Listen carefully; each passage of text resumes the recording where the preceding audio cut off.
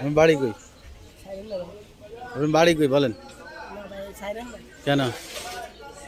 আপনি কি বেছেন এগুলা? আপনি তো ধ্বংস করে দিতেছেন।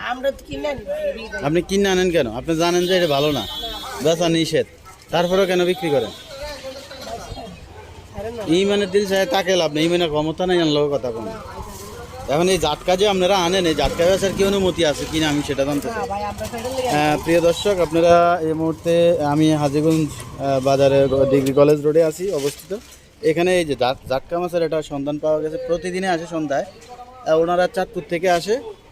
এই যে আরও একজন আছে আপনার সাথে, মুরব্বী কোথায়?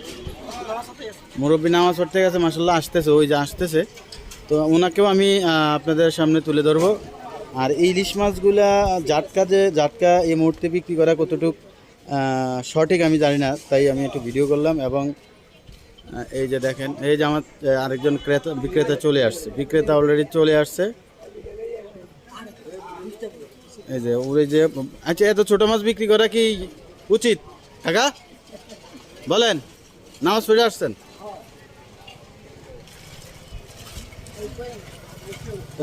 আপনারা সবাই আর কি নিউজে দেখবেন, ধারাবাহিকভাবে এটা আসবে ইনশাল্লাহ।